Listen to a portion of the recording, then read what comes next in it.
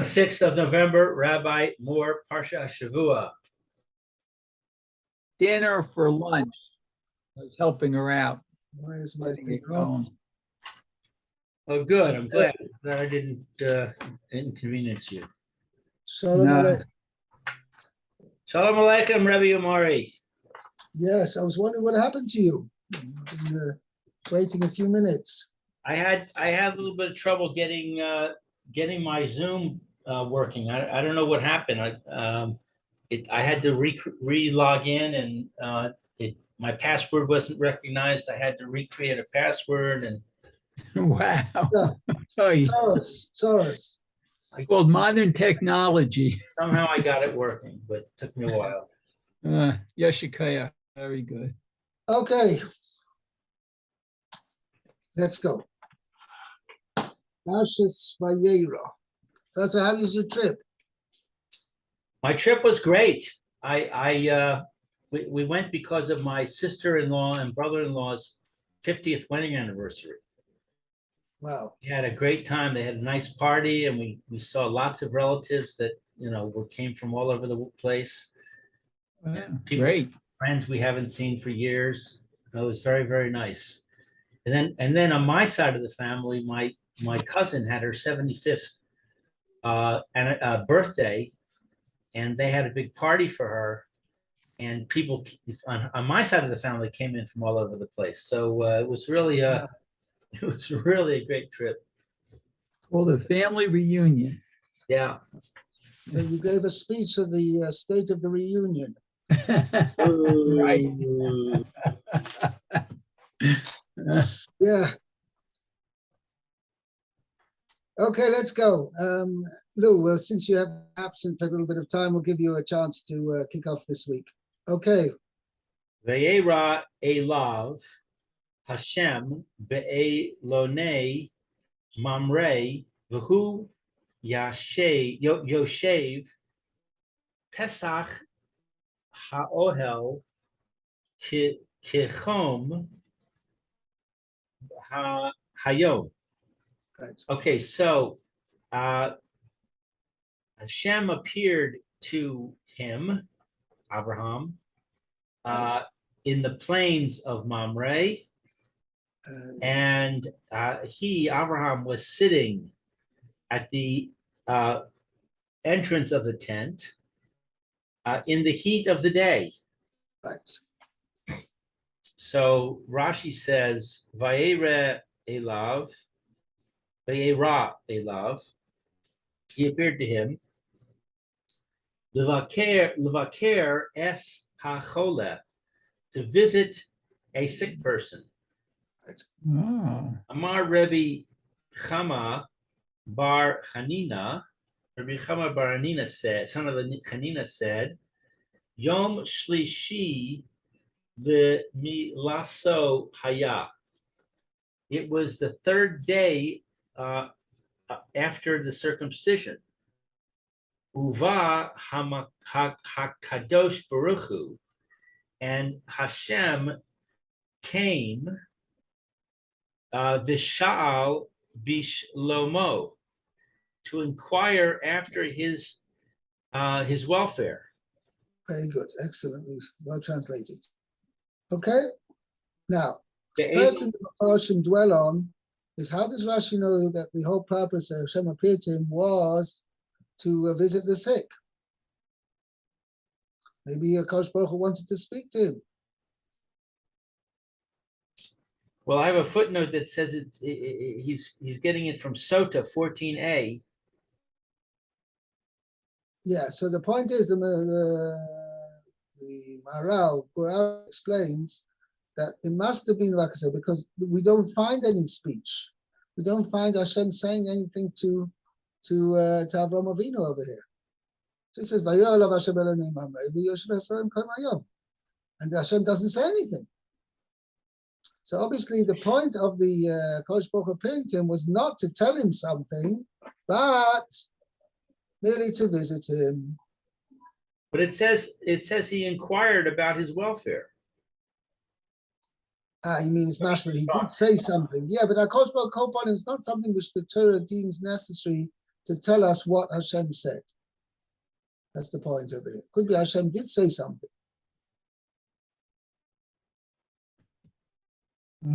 Okay.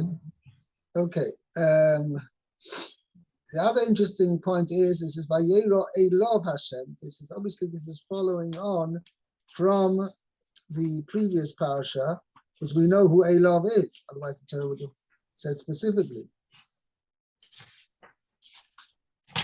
So obviously, we're talking about the person mentioned before, and who is that? That was Avram Avinu, and we just had his bris milah.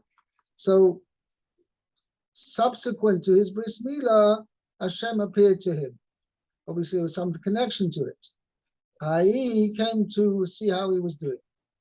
By the way, mashma from the Gemara, that when we say the third day of the milah means it's really a cumulative weakness, shall we say. The first day after the milah, a person's betzim is worse off physically than he is on the third day. Because already the third day is the third day of healing. Okay? But because accumulatively he's weak from the first day and the second day and the third day, so therefore that's why the person is weakest on the third day. Because it doesn't mean, what I'm pointing out, it doesn't mean that the wound of the circumcision gets worse on the third day. Just as we're pointing out over here, obviously as soon as after the circumcision is properly bandaged or whatever, the wound starts to heal. But because it causes a person weakness, and that weakness is accumulative over 3 days, therefore on the third day, the person is at his weakest. Okay? The Elonei Mamre, the plains of Mamre. Hu she nasan lo etza. He gave to him advice. That is, Mamre gave advice to Abraham. Right. Al Hamila, regarding circumcision. Fichach, therefore, Nigla Alav. Hashem was revealed to Abraham bechelko, in his portion, that is, in the portion of Mamre. Right. Now, the Mefarshim dwell over it. What kind of advice did Mamre give to Avraham Avinu? Well, he must have said that he should do it. 1 second. Hashem tells him to do it, and then he says, well, should I do it? Shouldn't I do it? Well, maybe I'll ask Mamre. It sounds a little bit strange. Well, maybe Abraham was thinking, I want to be a good citizen, and I don't want to just go and do this and make it seem like I'm snubbing people. So I'll go and talk to my friends and ask their advice, and then they'll feel camaraderie with me, and it won't be a bad thing that I'm doing. But it means it won't be construed as snubbing them. Right. Possibly. Let's see that I don't know if you have the Sifsei Chachamim over here. I don't.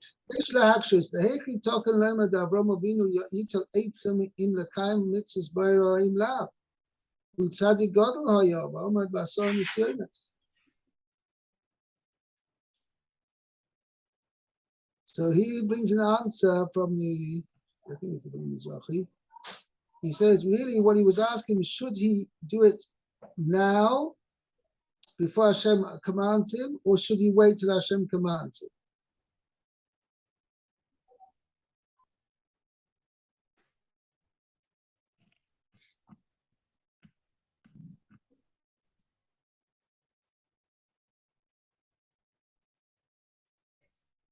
Yeah, basically what he's saying as far as why did he give him advice to wait till Hashem told him to do the milah?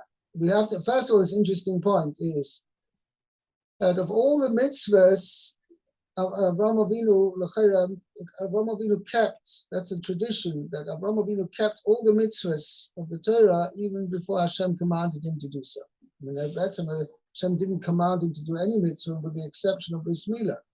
But all the other mitzvahs like Shabbos, Tefillin, Tzitzis, Matzah, Sukkah, all the other mitzvahs, Avraham Avinu kept them, and he worked them out with his own, shall we say, his own brilliant mind. He worked out that this is what Hashem desired of him. But the mitzvah bris milah he didn't do yet, even though he realized this is obviously one of the 613 mitzvahs. And the Mefarshim bring down the reason why he didn't do it is because bris milah is a one-time mitzvah. And what I mean is, like they say, keeping Shabbos. If a person keeps Shabbos, this Shabbos, let's say, and he hasn't been commanded to do so, so that doesn't prevent, how do you say, what's the right word? Doesn't prevent him from keeping the next Shabbos, and Hashem would tell him in the middle of the week, by the way, there's a mitzvah of Shabbos, I'm commanding you to keep Shabbos. Right? So last week I kept it, I didn't know what I did it voluntarily, and this week I commanded me, I can do this. I'm fulfilling the mitzvah this week, right? As commanded, as a commanded mitzvah. But when it comes to bris milah was a one-time, one-off. A person can't fulfill the mitzvah of bris milah twice. He's done it. So Mela, that's why Avraham Avinu, this was the advice which Mamre gave to him was, wait till HaKadosh Baruch Hu commands you and then fulfill the mitzvah's bris milah, because since it's a one-time mitzvah, wait till HaKadosh Baruch Hu tells you directly. Okay? That's one of the explanations. There's some other explanations as well. Okay? Yoshev. Sitting. Yashav Kasiv. It is spelled without a vav. Correct, which indicates a past tense. Because Abraham wanted to stand out of respect because HaKadosh Baruch Hu was for visiting Hashem. him. In deference to HaKadosh Baruch Hu, he wanted to stand. Amar lo HaKadosh Baruch Hu, Hashem said to him, shave, sit, vani amod, and I will stand. Vata siman levanecha, and you are a sign for your children. She'asid ani lehis yatsev, that it will be that I am destined. I'm sorry, that it is that I am destined. Ba'adas ha'dayanim. What's Lehit Save? The Hityat save is destined. No, to stand. Oh, I am destined to stand. Lehityat save. Lehisyat save. I am, She'atid is I am destined. Right. In the future, I will stand in the assembly of the judges, Vehain Yoshevin, and they will be sitting. Okay. Shne'emar, as it says, Elokim nitzav ba'adas kel, el. Hashem stands in the assembly of the judges. Very good.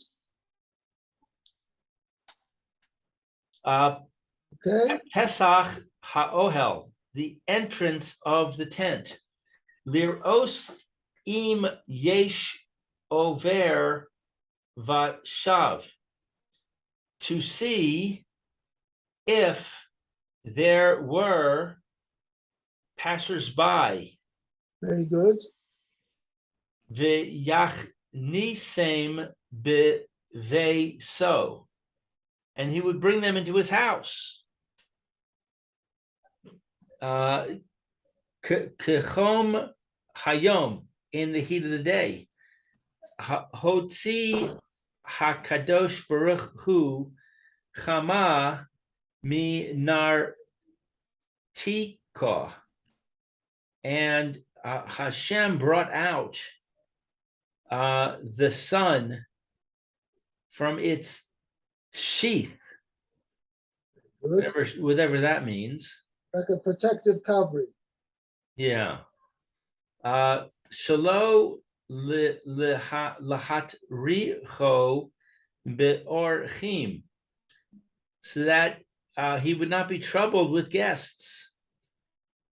Ulafi she'ra'ahu, and because he saw, that is, Hashem saw him, right? Shira'ohu. The Hashem saw Avraham. Hashem saw him mitzvah. mitzvah, that he was unhappy. Yeah, I wasn't happy. He was He was mitzvah. sorry. He was sorry. Mitzvah. You say mitzvah. I'm sorry. Yeah, but this is more than that. Mitzvah means he was in pain. He was in pain. He saw that sorry, Abraham was suffering. He was suffering. That's right. Suffering. Because there were no visitors coming. Hevi hamal achim alav. He brought angels to him. Bidemus anashim, in the form of men. Right. In the form of human beings. Okay?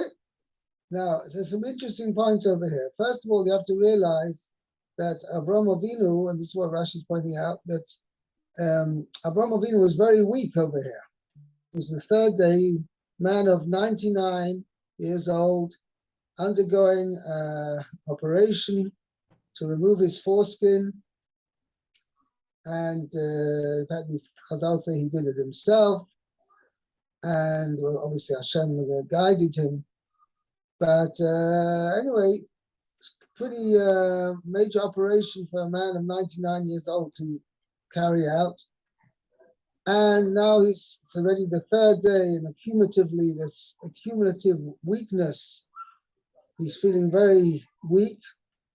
In fact, the Ramban says, there's a bit of a question. Avraham Avinu already knew he was going to have a child. So what did he need these malachim to come? So one of the answers is because Sarah didn't know yet. So then the obvious question is, well, why didn't Avraham Avinu tell Sarah? So the Ramban says, you know why Avraham Avinu didn't tell Sarah? Because after the Milah, he didn't manage to tell her before the Milah. And after the Milah, he was so weak, he couldn't speak.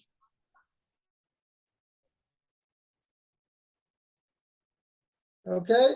And therefore, since he was so weak, yet, nevertheless, he was already sitting by the door, waiting for guests to come. And as we see that as soon as guests came, he sprang up and to do the mitzvah of Achnatas Archim. If he was so weak, how can it say that he ran to So get? obviously he pulled his last strength together to be able to fulfill the mitzvah of Achnatas Archim. You remind me of a story. This is a true story because I heard it from almost firsthand.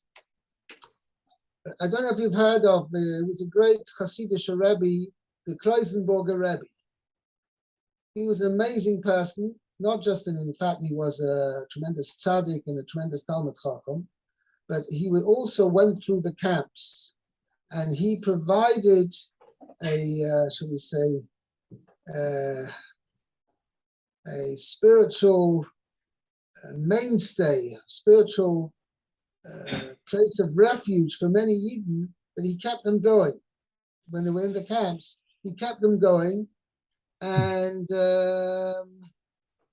this way he survived the war, and he, through his guidance and help, many other Yidden managed to survive the war as well. And eventually afterwards the war, many of them became his Hasidim afterwards. Anyway, the story goes as follows, that this must be going back, or I don't know, Kloisenberger Rebbe was already nifta quite a few years ago, 20 years ago, I think. Anyway, the story goes that this person, I actually went to a Shiva visit on the person who passed away was the first director of the Laniado Hospital in Netanya. And his name was Rabbi Moshe Eisenman. And the story goes, he was if I may use the term, a super Yeki, right? He was somebody, he himself was originally born in Germany, but he was a very orderly person.